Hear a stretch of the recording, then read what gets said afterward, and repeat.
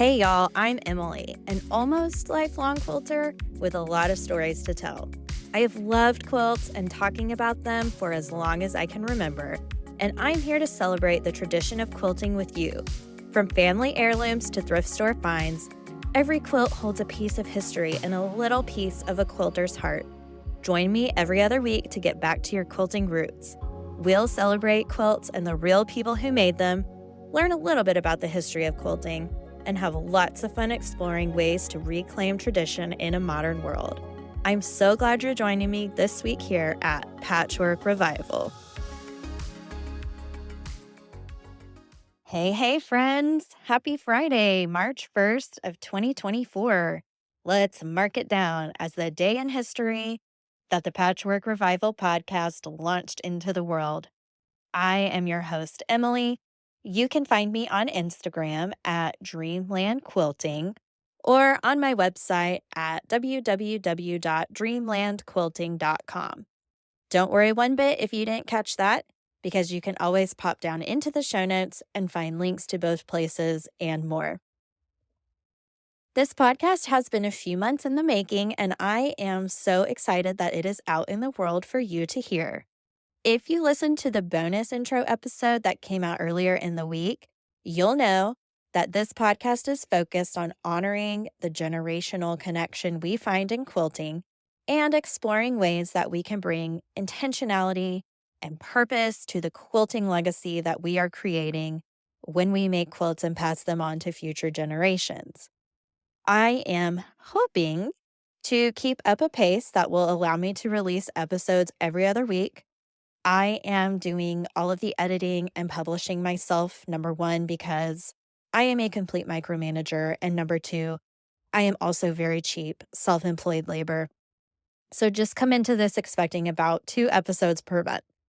I will, of course, be sharing details about the podcast on the podcast Instagram account, which is at Patchwork Revival Podcast. This will be linked in the show notes as well. And I'll also share on my business account at Dreamland Quilting to my email subscribers on my website.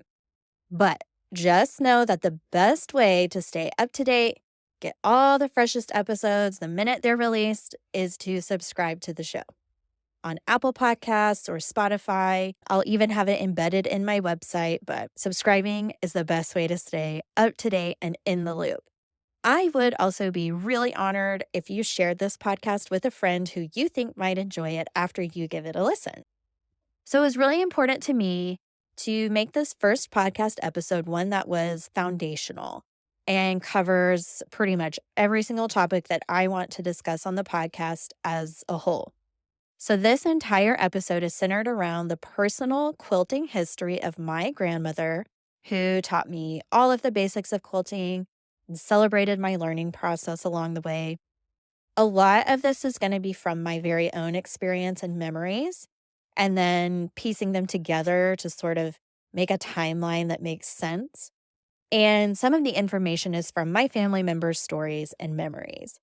My mama passed away in 2020. I never really got around to sitting down with her, asking her to share her quilting history with me. So if you have a special quilting mentor in your life, I would definitely encourage you to just sit with them, maybe even while you're quilting, and ask them to tell you some stories. And you'll be glad you did someday. A little fun fact to know is that when I finally had time to record this episode, after meticulous research and preparation, I was actually coming off of a horrific bout of laryngitis. My voice was having a really rough time in a few spots. But I think everything still came together well, and I really hope you enjoy hearing about this piece of the history of quilting. Thanks for checking out the Patchwork Revival podcast. As a small way to say thank you, I am offering a discount in my pattern shop especially for you. Head over to the link in the show notes to find my shop and enter code REVIVAL for 15% off your purchase. You'll also find a link to Fat Quarter Shop, my go-to online fabric and notions retailer. By using this link, a portion of any purchase you make will help support the making of future episodes. Thanks for supporting the Patchwork Revival podcast. Hey, quilty friends, it's Emily. I am your host of the Patchwork Revival podcast.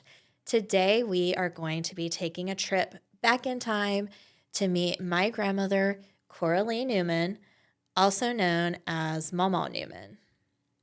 So, this is the woman who taught me how to quilt, but she also taught me what it means to nurture creativity and to encourage creativity in the people around you. Throughout my preparation for this episode, I felt all of the things that I imagined I would feel. I miss her so much. I feel happy. I feel amazed by her life. I feel totally shocked to imagine some of the things that she must have gone through. But mostly, I feel so thankful that I have all of her story, or as much of her story as I know, in one place to share with y'all and with my family someday. So I'll tell you right now that a lifetime would never have felt like enough time to know her. But knowing that her story is documented here and will have its own place in recorded history is pretty amazing, and is the whole reason that I really wanted to start this podcast. So having her story here is a way that I can share a little piece of her with y'all. I remember her making quilts for as long as I can remember, but for some reason, I really started identifying her as a quilter when I was probably 8 or 9 years old. She was always working with her hands. She was always quilting, crocheting, embroidering, making bread. And some of my favorite memories of growing up are actually of quilting with her. I would try to go visit her for a week in the summer as I was growing up. I always lived at least probably 7 or 8 hours away from her. So I'd go for a week, and it would usually turn into almost a retreat where we would work on a project or plan a project, or she would show me some of her fabric, or she would show me the projects that she had been working on. And I just loved it. I loved hearing about her work and showing her some of my work. So I kept up my visits with her through college, med school, even when I was in residency and I lived in Kentucky. I still love to come visit her and talk about our projects and our work. And even now, I still think about her when I quilt. She had such a full life. There's no way for me to cover it all here, and there's no way for me to even know everything, but I think this is a great start to sharing her story with y'all. So my mama was born in March of 1924, so it's immediately post World War I. That had ended in 1918. The first radio address from the White House was happened, and I think I read somewhere that Rhapsody in Blue was first performed by George Gershwin, so that kind of gives a little setting for the time. So my mama was born in March of 1924 in DeKalb, Texas. That's out in the sticks of East Texas. It's a very rural area, and I believe she grew up in a pretty agricultural family. Quilting was something that she did to keep warm and to have shelter. It was part of her ritual of daily life. I'm sure that she learned to quilt from her mother. My aunt and I have talked about it, and we feel pretty sure that that's the case. She was from a rural agricultural background, so extra money, extra time for quilting was just not a thing. I feel pretty confident that she learned to quilt from her mother sort of as a ritual, just a routine of domestic sort of knowledge that just came at that time. They made quilts out of necessity to stay warm and to provide shelter. And I expect that, her quilting continued through the 1930s and 1940s as she grew. I know in the 40s she married my granddad. They quickly had a baby. My uncle was 3 years old when my grandfather, Papa, got drafted into World War II. He was stationed in Germany, and he left just before my aunt was born. So my mama was there with a newborn that was born after my grandfather left. She had a 3-year-old. She was by herself. Of course, there was a community of women and her family, nearby. It was different times, and people were in the same situation. But just imagining that really is shocking, and I have such an appreciation for her strength. My grandfather came home from the war as an alcoholic. I'm not going to go too much into that because I don't know that much about it. It's not something that she talked about, but I do know there was a really incredible redemption story there. And that's kind of beyond the scope of this podcast. But needless to say, when the family talks about it or describes it or remembers it, basically the way they describe it is that there were a lot of lean years during that time. So later in 1959, what I do know is that their house burned down completely in a house fire. They lost everything. Thank God they were not home. It was my mama and papa, and then they had 3 kids at this time because my second aunt had been born. They lost quilts, they lost photos, they lost clothes, but their community rallied around them. One of my favorite stories is of how the church women gave their old quilts to them to help them get back on their feet, to help provide them with some shelter, some comfort during that time. Her last child was my dad, and he was born in 1962. Papa was working at the oil refinery in town. My dad had started grade school. So my mama started working as a teacher's aide in the 1960s. The thing to know about my mama is that she loved reading. And if she was not quilting, she was reading to her grandkids. She loved reading, and she passed that on to a lot of us. In fact, I have a cousin who is a librarian. So she passed on so much more than her quilting legacy to each of us. And we all have our own sort of special connection and memories to her, which is pretty amazing because she has a lot of grandchildren. In 1985, my papa passed away of lung cancer. I never knew him. So my grandmother was widowed at this time. All of her children were grown. My dad, as her youngest, was in his 20s. And essentially, she was volunteering as a hospice visitor where she would go visit hospice patients. She was very active in her church. She was a very devoted grandmother. She called us her pride and joy as her grandchildren. But throughout all of this and all of these years, she was making quilts as part of her daily life, and I expect also as a ritual of making and of using her hands. In 1993, she and a group of ladies from her church started a quilting group. They called themselves, I think, the Sunshine Quilters, but really she referred to them as the church ladies. So they met once a week as an all-day affair. So they would bring a potluck kind of style lunch and snacks. They would sit around a quilting frame all day and quilt a quilt by hand. They, once a month, would rotate where they would bring their own project and then they would all quilt it together. So it was definitely a community effort. And I have a lot of quilts of hers that I suspect were quilted by this community. They would also put on quilt shows for their sort of local area where they would showcase their work. They made a quilt together as a group and they would raffle it. And so they would raise money both by charging, I think, admission to their quilt shows, so I'm not sure of that, but also by selling raffle tickets.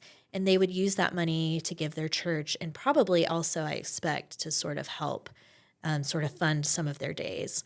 Some days they really wouldn't quilt at all. They would just have little fun get-togethers where they'd have lunch or play cards or play dominoes.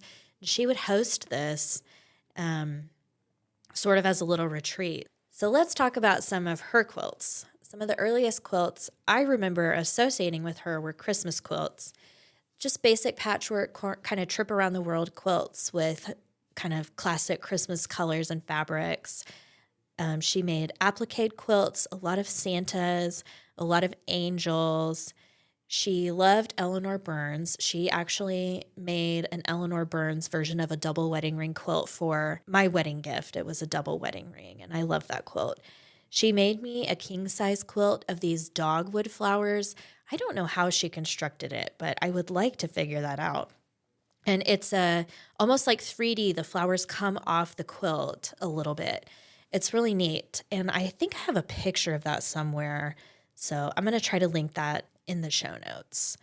I also have a book, like a little photo album that she put together of pictures of her quilts. They're not great photos, but it's such a treasure because it documents her work and helps us to sort of know which quilt she made and maybe when she made it, at least in relation to her other work. So I do have an episode planned where we'll talk about labeling and documenting our work in a later episode, but this is a real treasure and I love having that. We did make a couple quilts together. The first quilt I ever made was a tiny little 9 patch made of scraps from her stash. It was literally one patch, a tiny little like wall hanging that she kept on her wall, which was really cute. And then my blue Prairie Queen quilt, which is actually right behind me. This is a pattern that she found. She cut it up for me. She used her turn at the church ladies quilt group to have it quilted. So it is super special. I also have a t-shirt quilt that we made together. We made it on one of those weeks that I visited her. I knew that I wanted to make some of my undergrad t-shirts into a keepsake, a little t-shirt quilt that she helped me put together. To this day, I think that's the only quilt that I've had long-armed because we decided that would be the best way to make sure it was quilted well with all the interfacing, and I chose a flannel backing, so that was my first long-arm quilt. She made a lot of t-shirt quilts for her granddaughters and for her great-granddaughters. A lot of them played sports and things, so they had special t-shirts to remember. She gave me fabric, a lot of fabric. I still have tons of it because I just couldn't bear to part with it after she passed away. I have made a quilt using her fabric specifically, and then I still try to incorporate some of her fabric into my work when I can because I still see her in those fabrics. I can remember some of the quilts that she made that used that specific fabric. So it's special to me, and I'm glad that I have it. So over time, she became one of the oldest ladies in that quilting group. She stayed active sewing with them well into her 90s. One of them actually shared a story with our family after she passed away. I think they had had a conversation about what time they got up that morning or what they were doing. And Mama had mentioned that she was up at, 5 in the morning. She was always up at the crack of dawn. And somebody asked my mama, well, why were you up so early? And her answer was that she rose out of bed early in the mornings so that she could pray before her day started. And during her prayer time, part of her practice was to take time to go around each lady's spot at the quilt on the frame and say a prayer for her. I thought that was such a special thing and such a neat way to remember her. So I actually have given her a quilt. I gave her a quilt, I think it was actually the year that she died, and it was a project that I had started in 9th or 10th grade. I can't remember, but it was a little self-drafted economy block quilt. I was like no contrast when I chose my fabrics. It was very clearly a novice or early quilt, but I finished it and I carried it with me for a whole decade or more till I finally finished hand quilting it and decided to gift it to her. She gave so many of us, her children, grandchildren, and great-grandchildren quilts that I just felt like I wanted her to have one that I had made, and I hope she loved it. I got it back eventually with a few of her other quilts after she had passed away, and it's still sitting in my sewing room in a pillowcase because that's how she stored all her finished quilts, was in a pillowcase, rolled up. I don't know when I'll really feel ready to open it, but I also have a cathedral window quilt that we had started together. It's all hand stitched, and it's, I think, like 2-inch finished squares. So maybe I'll finish that someday, but it has her fabrics featured throughout, so it's really special to me. So here we are in 2024 speaking about a woman who was born literally a century ago. I feel so many emotions thinking about her, but what I mostly feel is lucky. I feel so lucky that she was my grandma and so lucky that I got to spend 32 years quilting with her, even though some of it was long distance, most of it was. But even now, I still quilt with her because not a single project goes by that I don't wonder what fabrics she would choose or what she might think of my colors or what she would tell me about the patterns I designed. I wonder if she would have made them. I do know that she would have had a difficult time being the center of attention in this episode, but she deserves to be highlighted for the amazing woman that she was. I am so grateful to her, and I'm amazed at the door that she's opened with me just by sharing her love of quilting.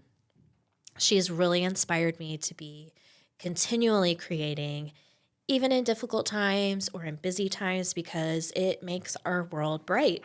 And she's inspired me to share my work and to build a community of quilters around me because sharing is important. She's transformed my sewing practice into a way that I can pray and meditate and process the things around me that are going on, because being still and being quiet is important. So she was important. And I hope that hearing some of her story and hearing about what her quilting legacy means to me will show you how important you are. Because when we make quilts or dedicate time to quilting, we are creating a legacy that will be here long after we are. My hope is that you'll think a little bit on this next time you're sewing, and just remember how special quilting is and how it's about so much more than just the quilt that you're making. I wanted to close out this episode with a reading from The Romance of the Patchwork Quilt. It's my little book that I found at a thrift store, but I love it. It was written in 1935 by a woman named Carrie Hall. And I want to just read this. It made me think of my mama because I know she was quilting even as a child through some really difficult times. The Great Depression, the World War. And now I can come back and I can read this excerpt from a book written in 1935, and I think about her, where it says, "We hear so much about this jazz age being hard on the nerves. Quilt making is the ideal prescription for high tension nerves. It is soothing, and there is no exercise can equal that of really creating something with the hands. And later, the product of these hands may be handed down as treasured heirlooms." So that's it for this episode. I hope that you'll remember my mama. I hope that you'll remember the person who taught you how to quilt. I hope that if you don't have any of those people in your life, you will consider how you are becoming that person for somebody else. And I hope that you'll remember that quilting is really a lot more than just the quilts we're making. It's a legacy. It's important. Thank you for being here. Well, that's it for this episode of Patchwork Revival. I loved having you here with me talking all things quilty. Don't forget to subscribe to the show and leave a rave review. Also, be sure to jump down to the show notes to find links for this episode, as well as the link to my shop where you can enjoy 15% off as a podcast listener with code REVIVAL. Remember that the Patchwork Revival podcast is here to celebrate the connection made in the quilts we love. I'll see you next time.